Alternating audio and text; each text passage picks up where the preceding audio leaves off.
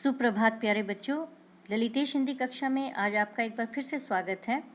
लगभग एक सप्ताह के पश्चात आज मैं आपसे मिल रही हूँ।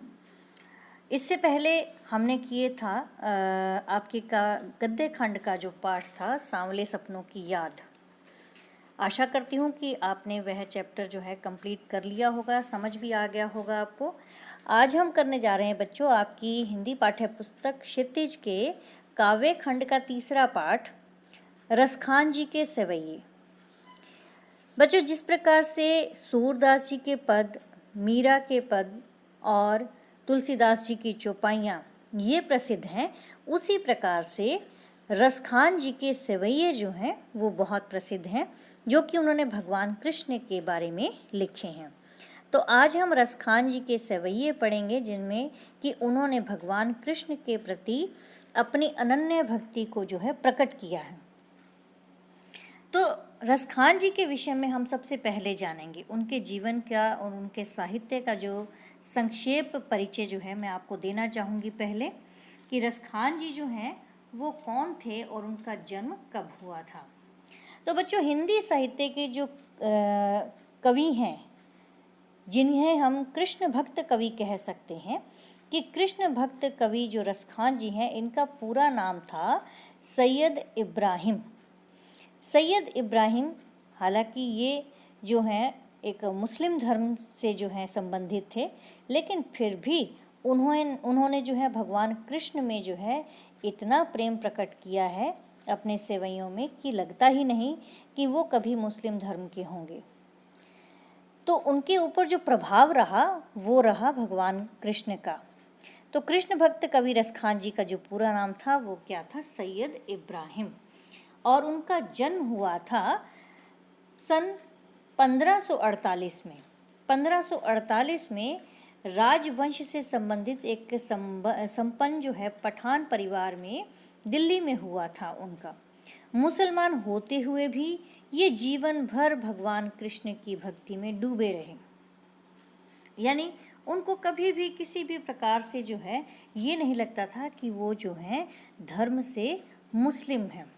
मुस्लिम धर्म के होते हुए भी, मुसलमान होते हुए भी जीवन भर उनके भीतर जो है भगवान कृष्ण की भक्ति समाई रही। इनकी भगवत भक्ति को देखकर ही गोस्वामी विट्ठलनाथ जी ने इन्हें अपना शिष्य बना लिया था। बचपन से ही उनका जो स्वभाव था वो बहुत ही प्रेमी स्वभाव था, और बाद में यही प्रेमी स्वभाव उनका ईश्वरीय प्रेम में बदल गया, भगवान कृष्ण के प्रेम में बदल गया। कहते हैं कि उन्हें श्रीनाथ के मंदिर में कृष्ण के साक्षात दर्शन भी हुए थे। तभी से वे ब्रजभूमि में रहने लगे और फिर आजीवन वहीं रहने लगे।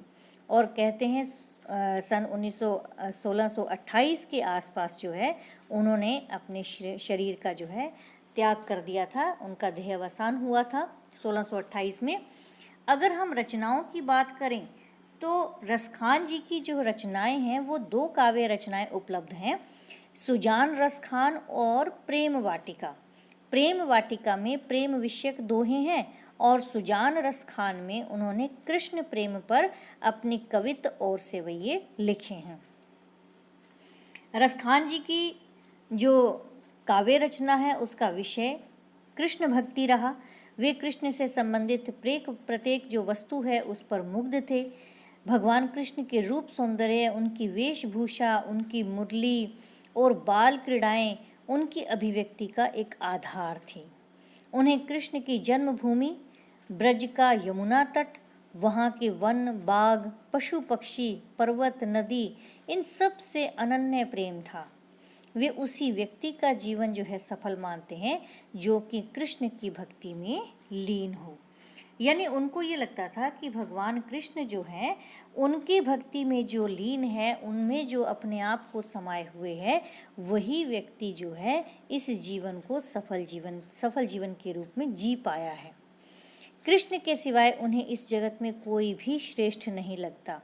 हालांकि ये भी कहा जाता है कि भगवान कृष्ण ने जो भगवान विष्णु ने जो अवतार लिए हैं, उन सभी अवतारों में जो भगवान राम का अवतार था वो 14 कला संपूर्ण माना गया है, जबकि भगवान कृष्ण का अवतार 16 कलह संपूर्ण माना गया है। तो कहा जाता है कि भगवान कृष्ण जो हैं वो एक संपूर्ण अवतार रहे हैं भगवान नारायण के। तो 16 कलह संपूर्ण भगवान कृष्ण की भक्ति में के अलावा या उनके अलावा इस जगत में रसखान जी को कोई भी श्रेष्ठ नहीं लगता।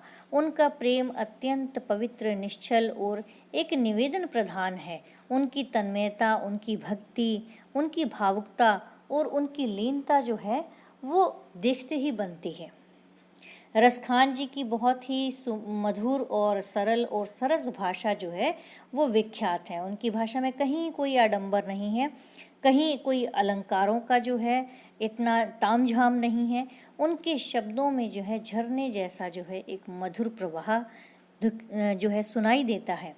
मुहावरों के प्रयोग में भी उनकी वाणी को मधुर जो है बना दिया है।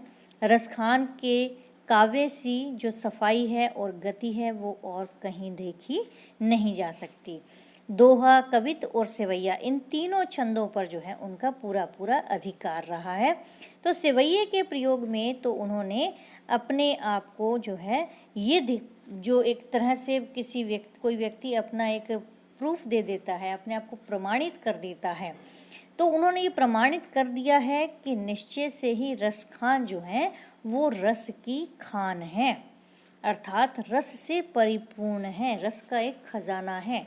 तो आज के जो इन सेवैयों में हम पढ़ेंगे उसमें भगवान कृष्ण की भूमि के प्रति, भगवान कृष्ण की जो है अगले जन्म में जो रसखान जी की इच्छा है कि वो भगवान कृष्ण की ब्रज भूमि में जो है बसना चाहते हैं, वो ग्वाल बाल बनना चाहते हैं, वो गोवर्धन पर्वत का एक हिस्सा बनना चाहते हैं, यमुना नदी के किनारे कदम्ब के पेड़ पर पक्षी बनकर रहना चाहते हैं, ऐसा उन्होंने अपने सेवैयों में लिखा है। और हर सेवैये में उन्होंने भगवान कृष्ण पर अपने आप को न्यौछावर कर दिया है और ये भी कहा है कि यदि भगवान कृष्ण का जो है ये छोटी छोटी चीज़ें और ब्रज भूमि की जो हर एक चीज़ जो कि उन्होंने कभी छुई है वो अगर उन्हें जो है मिल जाए तो उस पर तो वो तीनों लोक के राज को भी त्याग देने को तैयार हैं। तो ब्रज के वन, बाग, सरोवर, इन सब के सामने जो है वो अपने सोने के करोड़ों करोड़ों भवनों को त्याग देने को भी तैयार हैं। ऐसे ही भगवान कृष्ण की जो है गोपियों के संग जो उन्होंने जो छेड़छाड़ की है और गोपियों के मन में भगवान के प्रति जो है किस प्रकार की आस्था है या भगवान को पाने की लिए जो है वो कृष्ण की वेशभूषा को किस प्रकार से धारण करना चाहती हैं, ये सारी की सारी बातें जो हैं वो उन्होंने अपने इन सेवैयों में कही हैं। तो आज हम पढ़ने जा रहे हैं बच्चों इसका पहला सेवैया। तो आप सभी बच्चे जो हैं कॉपी पेंसिल बच्चों हाथ में रखिएगा और एक एक शब्द के बारे में, उसके मतलब के बारे में, उसका अर्थ जो है मैं आपको बताने जा रही हूँ और इस अर्थ को आप अपने पास ज़रूर नोट कर लीजिएगा। तो पहला सेवैया है कि मानुष हो तो वही रस खानी, बसों ब्रज गोकुल गाँव के ग्वारे में।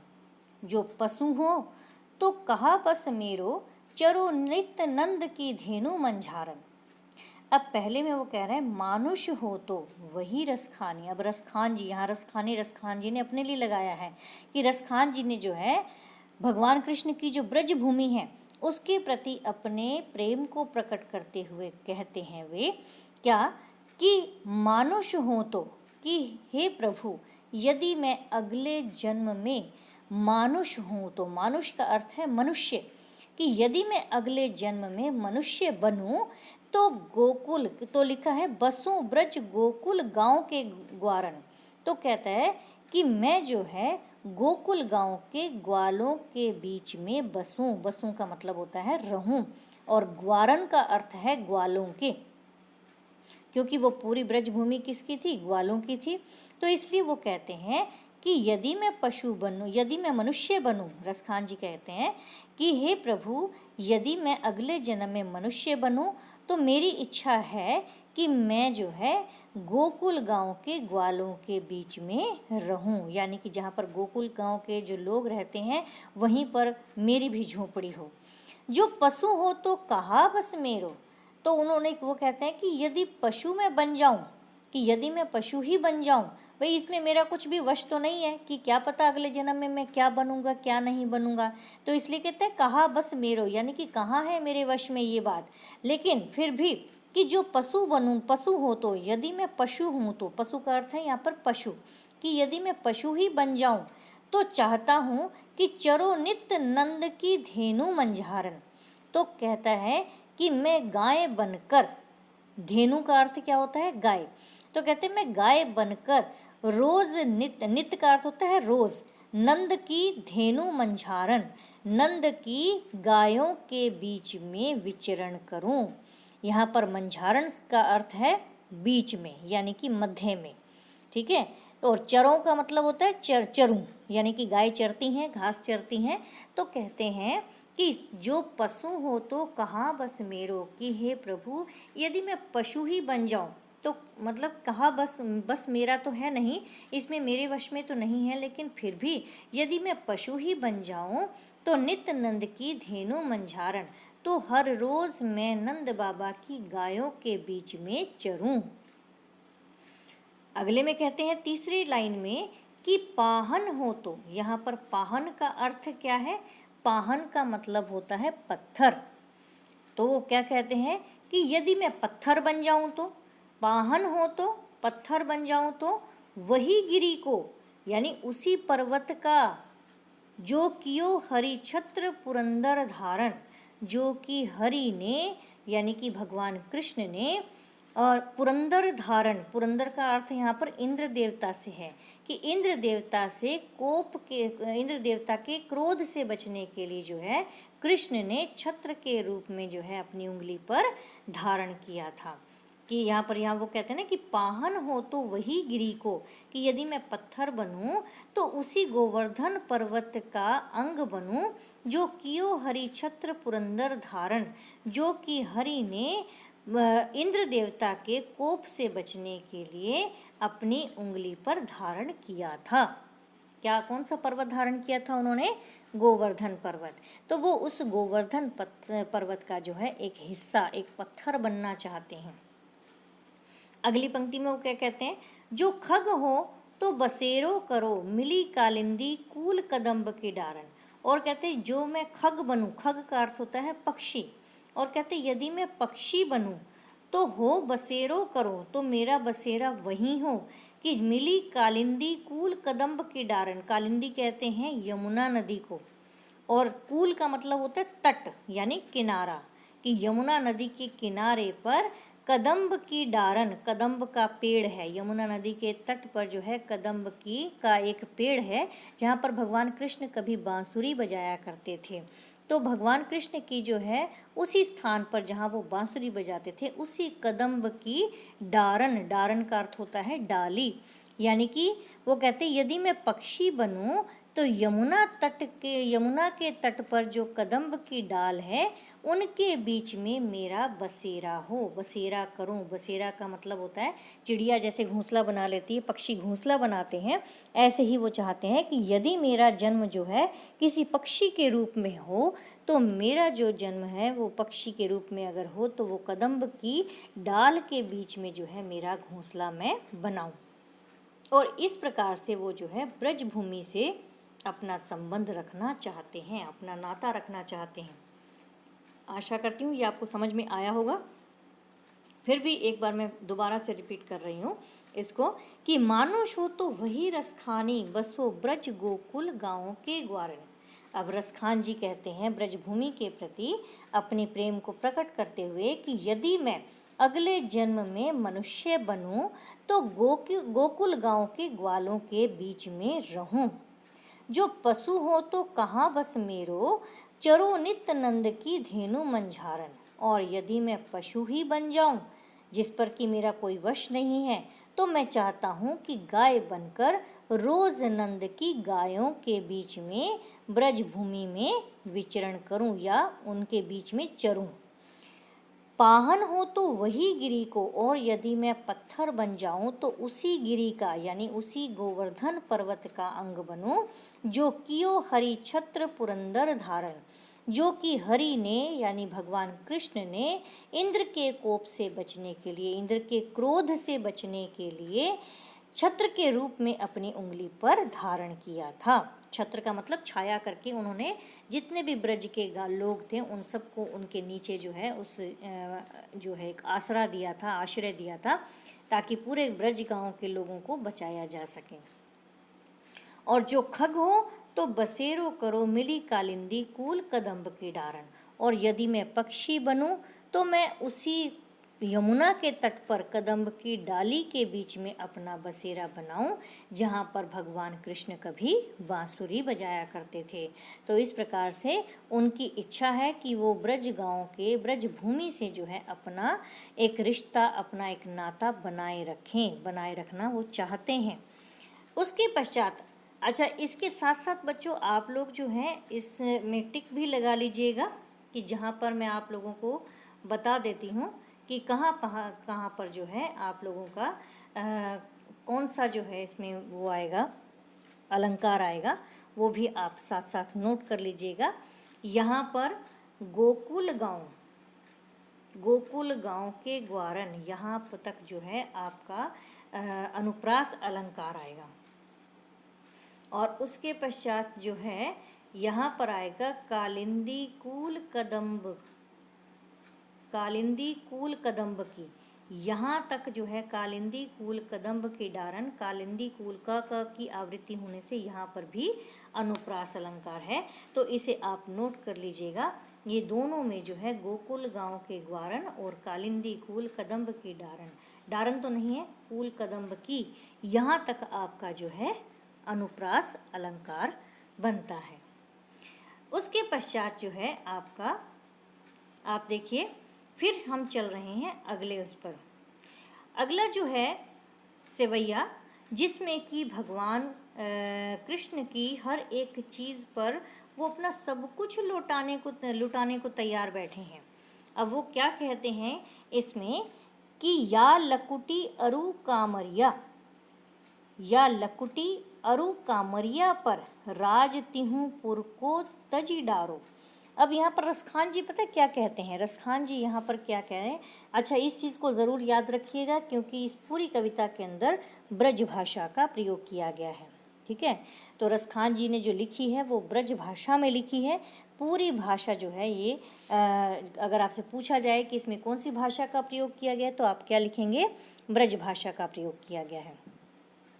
तो अगले में वो कहते हैं कि या लकुटी अरु कामरिया, या का मतलब होता है इस, लकुटी का अर्थ होता है लाठी, अरु का अर्थ है और कामरिया का अर्थ होता है कंबल। वो कहते हैं कि या लकुटी अरु कामरिया, कि मैं चाहता हूँ कि इस लकुटी, इस लाठी और कंबल, कहते हैं कि या लकुटी, इस लाठी अरु कामरिया और कंबल, इन दोनों पर राज तिहु पुर के तजी डारो। कहते हैं कि इन दोनों के बदले, कहता है कि भगवान कृष्ण की लाठी और कंबल के बदले तीनों लोकों के राज्य को भी त्याग दूं। अब वहाँ पर देखो उनके लिए क्या महत्व रख रहा है भगवान कृष्ण की लाठी और कंबल। वो लाठी और कंबल जो है क्या है, ग्वाले जब जाते हैं गाय चराने के लिए तो उनके हाथ में एक लाठी हुआ करती थी और कंधे पर एक कंबल डाला होता था कि कहीं बीच रास्ते में कहीं लेटना सोना या कुछ हो, थकान हो तो वो उस पर विश्राम कर सकें। तो इसलिए भगवान कृष्ण ने जो लाठी और जो कंबल धारण किया हुआ है तो वो कहते हैं कि यदि ये मुझे मिल जाए तो इस लाठी और इस कंबल पर तो मैं राज तिहु पुर को तजी डारूं। तजी का मतलब होता है त्याग दूं। तो कहते हैं राज तिहु पुर, तीनों, तिहु का मतलब तीनों, पुर का मतलब होता है लोक, नगर। तो कहते हैं कि मैं तीनों लोकों के जो राज्य को भी त्याग दूं यदि मुझे लाठी और कंबल मिल जाए। आठहूं सिद्धि नवो निधि के सुख नंद की गाय चराई बिसारो। अब यहाँ पर वो क्या कहते हैं कि आठों सिद्धि का मतलब कहते हैं 8 सिद्धियाँ होती हैं बच्चों कि जो ये 8 सिद्धियाँ होती हैं ये जिसके पास भी होती हैं और 9 निधियाँ जिसके पास होती हैं वो कभी भी जो है किसी भी प्रकार से निर्धन नहीं होता। ये केवल ईश्वर के पास ही होती हैं 8 सिद्धियाँ और 9 निधियाँ। कहते 8 सिद्धियाँ अणिमा, महिमा, गरिमा, लघिमा, प्राप्ति, प्राकम्य, ईशित्व और वशित्व, ये 8 सिद्धियाँ हैं। और 9 निधियाँ, 9 निधियाँ कौन सी होती हैं? पद्म, महापद्म, शंख, मकर, कच्छप, कच्छप कहते हैं कछुए को, मकर कहते हैं मगरमच्छ को, मुकुंद, कुंद, नाल, खर्व, कुबेर की निधियाँ, ये 9 निधियाँ होती हैं। अब कहते हैं कि यदि मुझे जो है नंद बाबा की 8 सिद्धि 9 निधि के सुख नंद की गाय चराई बिसारो, कहते हैं कि नंद की गाय चराए बिसारो, कि नंद की गायों को चराने का अगर मुझे अवसर मिल जाए तो कहते इनके बदले तो मैं संसार की 8 सिद्धियां 9 निधियों के सुख भी त्याग दूं, यानी कि 8 सिद्धियों को और कुबेर की 9 निधियों के सुख को भी त्याग दूं। रसखान कबो इन आखिन सो ब्रज के बन बाग तड़ाग निहारो। रसखान जी क्या कहते हैं कि हे प्रभु, जब से कहता है जब से जो है मैंने अपनी आँखों से ब्रज के प्रदेश, वन, बाग, बगीचे, तालाबों को देखा है, तो कहते हैं ना जाने कब इनको मैं फिर से निहारूं। कोटिक एक कलधोत के धाम, करील के कुंजन ऊपर वारो। अब यहाँ पर कहता है कोटिक का अर्थ क्या होता है? करोड़ों। कलधोत का मतलब होता है सोना, और धाम का अर्थ होता है घर, यानी कि सोने के घर। कुंजन यानी कि लताओं के घर, जो लताएं होती है ना लटकी हुई, लता कहते हैं बेल को, जो बेल लटकी होती है तो वो कुंजन कहते हैं उसको, करील कहते हैं झाड़ियाँ। तो करील के ऊपर जो है, यानी करील और इन लताओं के घने घने कुंजों को देखकर जो है मेरा जी चाहता है कि मैं इन पर कोटिक एक कलधोत के धाम, कि इन पर जो मैं करोड़ों करोड़ों सुनहरे महलों को भी न्योछावर कर दूं।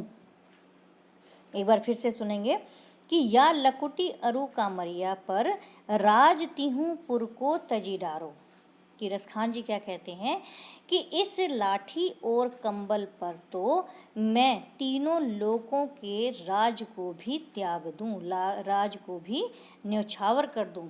8 सिद्धि 9 निधि के सुख नंद की गाय चराए बिसारो, के कहते हैं कि अगर मुझे नंद बाबा की गाय चराने को मिल जाए तो नंद बाबा की गाय चराने पर जो है मैं 8 सिद्धियों और कुबेर की 9 निधियों का सुख भी त्याग दूं। रसखान कबों इन आखिन सो ब्रज के बन बाग तड़ाग निहारो। तो रसखान जी क्या कहते हैं कि जाने कब इन आँखों से मैं ब्रज भूमि के वन, बाग और तालाब को निहारूंगा, और उनको निहारने के पश्चात कोटिक एक कलधोत के धाम, करील के कुंजन ऊपर वारो। करील कहते हैं झाड़ियाँ, कि झाड़ियों और लताओं की ऊपर जो है मेरा जी चाहता है कि मैं इन पर करोड़ों करोड़ों सोने के धाम, सोने के घर, इन करील के कुंजन के ऊपर, यानी कि इन झाड़ियों और इन लताओं के ऊपर जो है मैं वार दूं, मैं न्यौछावर कर दूं। क्योंकि उनको ये लगता है कि वन, बगीचे, बाग, जहाँ पर भगवान कृष्ण कभी खेला करते थे, कभी घूमा करते थे, कभी चला करते थे, ये सारे के सारे वन, बाग, बगीचे, तालाब, ये वो हैं जहाँ पर भगवान कृष्ण के हर एक चीज़ की छाप दिखाई देती है। तो उन चीज़ों के ऊपर जो है वो चीज़ें जो हैं उनका सुख पाने के लिए वो हर प्रकार के सुख का त्याग, हर प्रकार के सांसारिक सुख का त्याग कर देना चाहते हैं। ये रसखान जी की इच्छा है। अब यहाँ पर जो है आपने क्या देखना है कि कहाँ कहाँ पर जो है आपका आया हुआ है अलंकार, तो वो देखेंगे आप। तो इसमें जो है आप ये देखिए कि एक तो है ब्रज के वन बाग, यहाँ ब्रज के वन बाग, यहाँ ये ब की आवृत्ति होने से यहाँ पर अनुप्रास अलंकार है। उसके बाद है कोटिक एक कलधोत के, यहाँ पर अनुप्रास अलंकार है। और करील के कुंजन ऊपर वारो, करील के कुंजन, यहाँ पर भी अनुप्रास अलंकार दिखाई दे रहा है। तो बच्चों इनमें जो है आपने ये याद रखना है कहाँ पर किस किस अलंकार का प्रयोग किया गया है। तो तीनों में यहाँ पर अनुप्रास अलंकार है। तो आशा करती हूँ ये वाला भी आपको समझ में आ गया होगा। उसके पश्चात जो है अगला उसमें कहते हैं कि भगवान जो रसखान जी हैं, रसखान जी किसके विषय में बता रहे हैं? रसखान जी बता रहे हैं गोपियों के विषय में। इस तीसरे वाले जो सवैये में गोपियों के विषय में बताया गया है कि गोपियाँ जो हैं वो भगवान कृष्ण की हर एक रूप पर मोहित हैं, उनकी सुंदरता पर मोहित हैं और चाहती हैं कि जैसे कृष्ण भगवान जो हैं जिस रूप में या जिस रूप को सजाए हुए हैं वही रूप जो है वो खुद भी वैसा ही रूप बनाकर रहना चाहती हैं। अब गोपियाँ जो हैं थोड़ी शरारती भी हैं और भगवान कृष्ण का साथ भी पाना चाहती हैं, उनके मोह में भी बंधी हुई है और उनके मुँह से निकलना भी चाहती हैं, तो ऐसा कर पाना जो है वो संभव नहीं होता। तो वो कहते हैं अब गोपियाँ जो हैं यहाँ पर आपस में बातें कौन कर रही हैं? गोपियाँ। तो कृष्ण के प्रति जो प्रेम रखने वाली एक गोपी जो है वो अपनी सखी को जो है एक उल्हाना देते हुए कह रही है। उल्हाना देते हुए मतलब एक उसको जो है क्या कहते हैं कि उसको ताना देते हुए क्या कह रही है, उस स्वर में कैसे कहती है उल्हाना देते हुए कि मोर पखा सिर ऊपर राखी हो। वो कहती है हे सखी कि मोर पखा सिर ऊपर राखी हो, कि मैं जो है हे सखी मैं कन्हैया की तरह, मैं कृष्ण की तरह मोर पंख को अपने सिर पर धारण कर लूँगी। कहते हैं कि जैसे सिर पर भगवान कृष्ण ने मोर के पंखों का मुकुट धारण किया हुआ है ना, तो ऐसे ही भगवान कृष्ण के उस मोर मुकुट को, मोर के पंखों से बने हुए मुकुट को मैं अपने सिर पर धारण कर लूँगी। गुंज की माल गरे पहरूंगी। गुंज कहते हैं जो जंगली फूल होते हैं उनसे बनी हुई, एक पौधे से उगने वाला एक विशेष प्रकार का फूल होता है, दाना होता है, उसको गुंज कहा जाता है। तो कहते हैं कि गुंज के जो माला है, गुंज की माला जो है वो मैं गरे पहनूंगी अपने गरे में, अपने गले में। गरे का मतलब यहाँ पर है गले में। तो कहते हैं कि अपने गले में गुंज के माला जो है वो भी पहन लूँगी। ओढ़ी पितंबर ले लकुटी। ओढ़ी पितंबर, पितंबर का मतलब होता है पीला अंबर यानी पीला वस्त्र। और कहते हैं पीला वस्त्र ओढ़कर ले लकुटी। लकुटी पीछे भी मैंने बताया था, लकुटी का अर्थ होता है लाठी। तो कहते हैं कि कृष्ण के लिए जो है, जैसे कृष्ण चलते हैं ना, कृष्ण पीले वस्त्र पहनते हैं, तो वैसे ही उनकी तरह पीले वस्त्र को पहनकर और ले लकुटी, और लकुटी को हाथ में लेकर, लाठी को हाथ में लेकर बन गोधन ग्वारिनी संग फिरूंगी। बन गोधन, अब यहाँ पर वो कहते हैं गोधन का मतलब होता है गाय, कहते वन का मतलब क्या होता है जंगल। कहते कि जंगलों में मैं गायों के साथ ग्वारिनी संग फिरूंगी, ग्वालों के संग जो है वहाँ मैं उनके साथ चलूँगी। तो वो क्या कहते हैं कि भगवान कृष्ण जो हैं जैसे पीले वस्त्र को धारण करके हाथ में लाठी लेकर गायों और ग्वालों के साथ जंगल में घूमते हैं, ऐसे ही मैं भी घूम लूँगी। भाव तो वो ही मेरो रसखानी। अब रसखान जी यहाँ पर कह रहे हैं, रसखान जी गोपियों के माध्यम से अपने मन की बात कहते हैं। कहते कि मुझे तो भाव तो वो ही वही भाता है, कि रसखान जी कह रहे हैं कि हे गोपी मुझे तो वही भाता है। सो तेरे कहे सब स्वांग करूँगी, इसलिए तेरे कहने पर मैं कृष्ण के सारे स्वांग रच लूँगी। यानी कृष्ण जो जो पहनते हैं ना वही वही सब वेश जो है मैं धारण कर लूँगी, वैसा ही स्वांग रच लूँगी, जैसे वो दिखाई देते हैं ऐसा ही कर लूँगी। या मुरलीधर की अधरान धरी अधरा ना धरूँगी, परंतु हे सखी मुरलीधर कहते हैं या मुरली, जो मुरली, यहाँ पर या का अर्थ है जो, मुरली का मतलब बांसुरी, लेकिन जो बांसुरी मुरलीधर की, मुरलीधर का मतलब मुरली को धारण करने वाले कृष्ण की अधरान धरी, अधरान का अर्थ होता है होठों पर, धरी का मतलब रखी है, लेकिन कहते जो मुरली, जो बांसुरी मुरलीधर के अधरों पर रखी है, मुरलीधर के होठों पर रखी है, अधरा ना धरूंगी, वो मैं अपने होठों पर नहीं धरूंगी, वह मैं अपने होठों पर नहीं रखूंगी। अब वो क्या कहती है, क्योंकि सबको ये लगता है कि बांसुरी जो है उनकी सौतन है, कि बांसुरी को तो वो अपने होठों से लगाए सारा दिन आंखें बंद किए हुए वो बांसुरी बजाते हैं और सुध बुध भूल जाती है, सारी सखियाँ सारी गोपियाँ सुध बुध भूल जाती हैं। तो वो कहते हैं कि ये जो मुरली है ना, ये मुरली ने जो है हमें कृष्ण से दूर किया हुआ है, इसलिए उन्हें मुरली जो है वो पसंद नहीं आती, हालांकि उनकी मुरली की आवाज़ सुनते के साथ ही दौड़ी चली जाती हैं। लेकिन फिर भी उस मुरली को जो है वो अपने होठों पर धारण नहीं करना चाहती। तो इसलिए वो कहती है मोर पखा सिर ऊपर राखी है, कि मैं मोर के पंख को का मुकुट जो है अपने सिर पर रख लूँगी, गुंज की माला गले पहरूंगी, गुंज की माला अपने गले में पहन लूँगी, ओढ़ी पीतम्बर पीला वस्त्र ओढ़कर ले लकुटी, और लकुटी को लेकर वन गोधन की जंगलों में जो है गायों के ग्वारिनी संग ग्वालों के संग फिरूंगी। भाव तो वो ही मेरो रसखानी, रसखान जी कहते हैं कि गोपी जो है दूसरी सखी से कहती है कि मुझे तो वही भाता है, सो तेरे कहे सब स्वांग करूंगी। इसलिए जैसा जैसा तू बोलेगी ना करने को, मैं वैसा वैसा कृष्ण का जो है वेश धारण कर लूँगी, कृष्ण के समान वही स्वांग रच लूँगी। या मुरली मुरलीधर की अधरान धरी अधराना धरूंगी। कहते लेकिन या मुरली, जो मुरली यानी कि जो बांसुरी मुरलीधर की अधरान धरी यानी कि भगवान कृष्ण के अधरों पर धरी है, अधराना धरूंगी, वो अपने होठों पर नहीं रखूंगी। इसलिए भगवान कृष्ण की जो है उस बांसुरी से उनको चिढ़ होती है और वो जो है उसको जो है अपने पास नहीं रखना चाहती, ईर्ष्या करती हैं गोपियाँ जो हैं उनके बांसुरी से। तो अब बच्चों यहाँ पर जो है जो अंत वाला जो आप ये देखेंगे, बता देती हूँ इसमें भी, यहाँ पर गोधन ग्वारिन यहाँ पर जो है अनुप्रास अलंकार है, और उसके पश्चात ये जो पंक्ति है लास्ट वाली, या मुरलीधर की अधरान अधराना धरूंगी, ये पूरी की पूरी पंक्ति में यमक अलंकार है। अब यहाँ देखो बच्चों, मुरली मुरली दो बार आया है कि या मुरली यानी कि जो मुरली मुरलीधर ने, यहाँ पर एक तरफ बांसुरी है एक तरफ मुरली को धारण करने वाले भगवान कृष्ण हैं, उनकी अधरान धरी अधराना धरूंगी। अधरान अधरान यहाँ पर अधरान और फिर अधराना अलग अलग आया हुआ है। तो अधरान का मतलब है होठों पर और अधराना का मतलब होठों पर नहीं।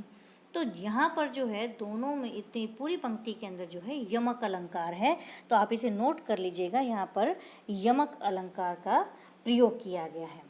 तो आगे बढ़ते हैं हम, अगले जो है अंतिम इसका जो रहता है सेवैया वो कैसे है। अब यहाँ पर जो है मुरली के विषय में तो उन्होंने बात कर ली। अब उस मुरली की जो धुन है वो गोपियों को इतनी मोहित कर देती हैं कि गोपियाँ अपने वश में ही नहीं रहती, कि जब जो काम वो कर रही होती हैं उस काम के अंदर उनका मन नहीं लगता और वो उस बांसुरी के पीछे पीछे भागी चली जाती हैं। तो कृष्ण की जो बांसुरी की धुन है वो इतना मोहित करती है, तो एक गोपी तो कह ही उठती है, क्या कहती है, काननी दे अंगुरी रहीबो।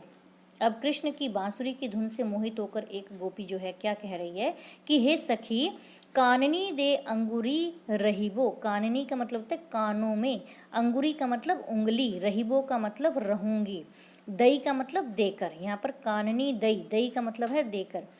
तो वहाँ पर क्या कहती है कि हे सखी, कि जब कृष्ण धीमे धीमे जो है ना बांसुरी बजाएंगे ना, तो मैं अपने कानों में उंगली रख लूँगी, यानी कि अपने कानों पर जो है उंगली देकर रख लूँगी। जब ही मुरली धुनी मंद बजे ही, जैसे जब जब जो है मुरलीधर की यानी कि भगवान कृष्ण की बांसुरी जो है धीरे धीरे बजेगी, धीमे धीमे मधुर स्वर में जो है वो बांसुरी बजाएंगे, तो मैं अपने कानों पर उंगली धर लूँगी, मैं अपने कानों पर उंगली रख लूँगी। मोहनी तानन सो रस खाने, अटा चढ़ी गोधन गेहें तो गेहें। अब यहाँ पर क्या कहते हैं, मोहिनी तानन, मोहिनी का मतलब क्या होता है, मोह लेने वाली। कहते ताकि बांसुरी की जो मोहक जो स्वर है ना, उसका जो असर है वो मुझ पर ना चढ़े। क्यों ना चढ़े, तो वो क्या कहती है कि मोहिनी तानन सो, कि उस मोहिनी तान को सुनकर अटा चढ़ी। यहाँ पर जो है अटा का अर्थ होता है अट्टालिका, यानी कि बड़ा जो महल है, और गोधन का अर्थ होता है एक लोकगीत, जो कि वहाँ गांव की ग्वालिनें जो हैं वो गाती हैं। तो गोधन जो है वो एक गीत है। गेहे का मतलब होता है गाना, गाए। गेहे तो गेहे मतलब गाए तो गाए।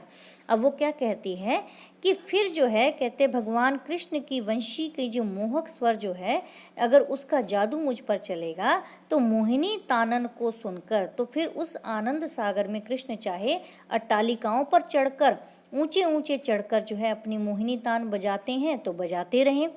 गोधन नामक लोकगीत, यहाँ पर गोधन जो है अभी मैंने बताया कि लोकगीत को कहा जाता है, तो गोधन नामक लोकगीत गाएं तो गाते रहें, लेकिन मैं अपने कानों से उंगली नहीं हटाऊंगी। तेरी कहो सिगरे ब्रज लोगिन कालही को कितनो समझे हो। अब टेरी का मतलब होता है पुकार पुकार कर, कहो का मतलब कहे, सिगरे का मतलब तो सारे, ब्रज लोगनी का मतलब ब्रज के लोग, कालही कालही का मतलब कल, कोऊ का मतलब कितना ही, समझे ही कितना ही मुझे समझाएं।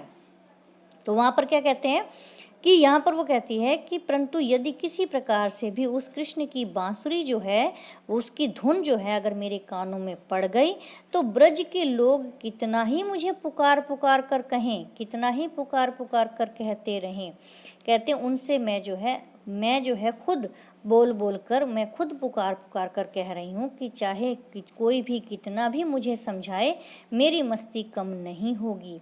क्यों नहीं होगी? क्योंकि बांसुरी की धुन जो है अगर कानों में पड़ गई तो वो अपना आपा खो बैठेगी। मायरी व मुख की मुस्कानी, वो क्या कहती है कि हे माँ, वो मुख की जो मुस्कान है, भगवान कृष्ण की प्यारी सी मोहिनी सी जो मुस्कान है, उसमें जो एक आकर्षण है। समहारी ना जेहे ना जेहे ना जेहे, जेहे का मतलब समहारी ना जेहे का मतलब संभाली नहीं जाएगी।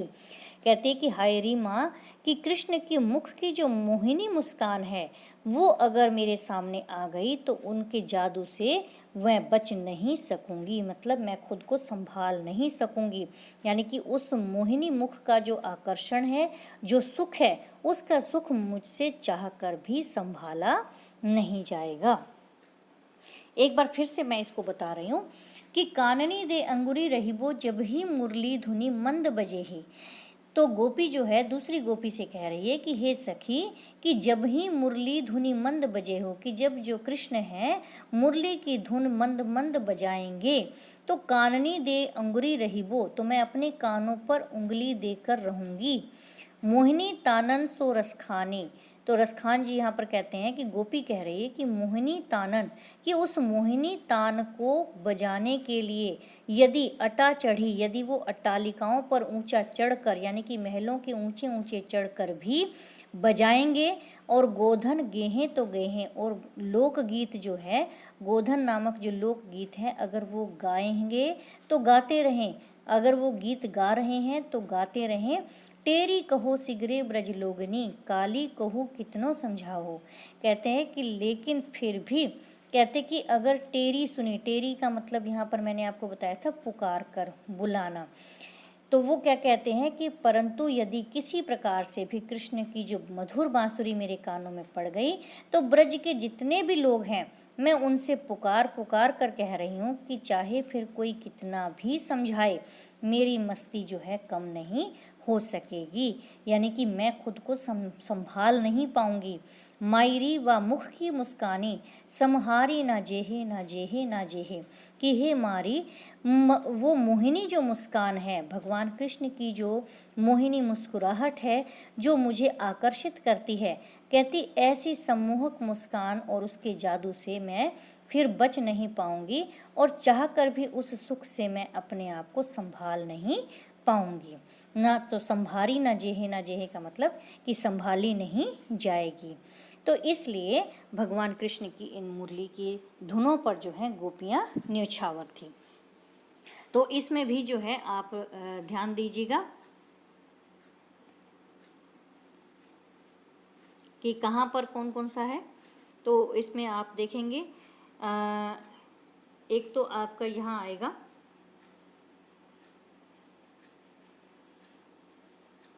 गोधन गेहे तो गेहे, यहाँ पर जो है आपका अनुप्रास अलंकार है, और उसके बाद काल ही को कितनी, यहाँ पर भी अनुप्रास अलंकार है।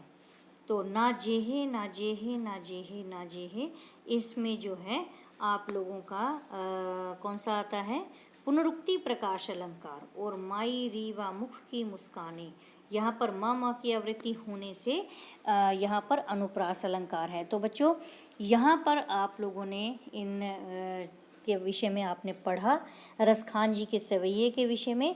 अगर आप लोगों को इस पाठ को लेकर, इस पाठ में जो शब्द दिए हुए हैं उन शब्दों को लेकर किसी भी प्रकार से कोई समस्या आए तो कृपया करके कमेंट बॉक्स में मुझसे ज़रूर पूछ लीजिएगा। मैं अवश्य आपको उसका उत्तर दूंगी। और किसी भी प्रकार से कोई दिक्कत हो, अगर आपका कोई पहरा समझ में नहीं आया हो तो वो भी आप मुझे ज़रूर पूछ सकते हैं। तो हम मिलते हैं अगली वीडियो में इस पाठ के प्रश्न उत्तर के साथ। तो तब तक के लिए आप अपनी अपनी पुस्तक उठाकर इस पाठ को एक बार फिर से पढ़िएगा और एक एक शब्द का अर्थ समझने का प्रयास करेंगे ताकि आप लोगों को ये अच्छे से समझ में आ जाए। तो मिलते हैं हम अगली वीडियो में। तब तक के लिए आपसे मैं विदा लेती हूँ, लेकिन जाने से पहले ये ज़रूर कहूँगी कि इस चैनल को, आपके अपने चैनल को आप सब्सक्राइब करना ना भूलिए, लाइक और शेयर करना भी ना भूलिए। तो मिलेंगे हम एक बार फिर से अगली वीडियो में इसके प्रश्न उत्तर के साथ। तो धन्यवाद, बहुत बहुत शुक्रिया।